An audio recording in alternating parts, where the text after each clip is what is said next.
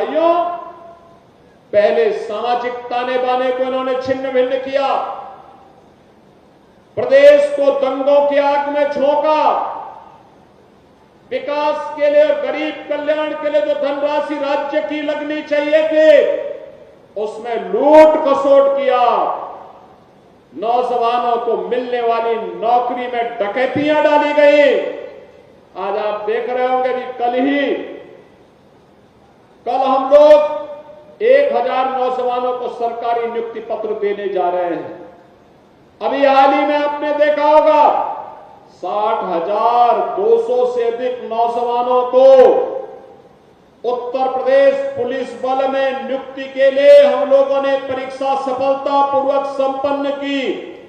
मैं कहता हूं ये देश ही नहीं, दुनिया की किसी भी सिविल पुलिस की सबसे बड़ी भर्ती थी, सबसे बड़ी भर्ती।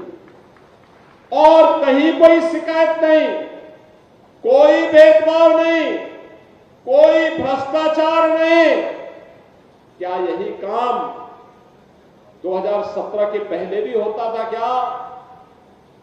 2017 के पहले हर नौकरी बिकती थी, उसकी नीलामी होती थी, वसूली में चाचा और भतीजा समान के भागीदार होते थे, और बाद में जब ज्यादा वसूली होती थी तो चाचा को धकेल दिया जाता था, भतीजा अकेले ही बैग लेके भाग जाता था।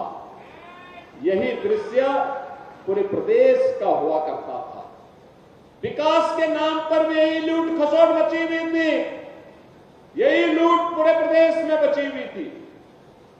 बहन और भाइयों, इनको मैनपुरी की चिंता नहीं थी, इनको इटावा की चिंता नहीं थी, इनको स्वयं की चिंता थी। इनको प्रदेश की चिंता नहीं थी, क्योंकि इनको स्वयं की चिंता थी।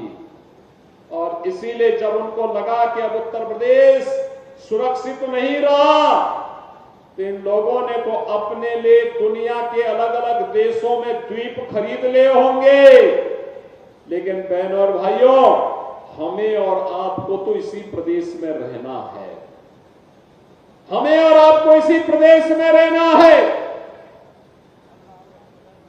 चाचा की तो नियति ही है हमेशा धक्का खा करके वहीं पड़े रहना, लेकिन बहनों और भाइयों, उत्तर प्रदेश वासियों को धक्का खाने की आदत से अपने आप को उभारना पड़ेगा।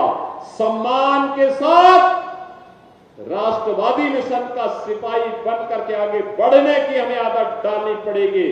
और इसी के लिए ये 450 करोड़ रुपए की विकास की परियोजनाओं की सौगात लेकर के आज मैं आपके पास इस मंच के साथ आया हूं।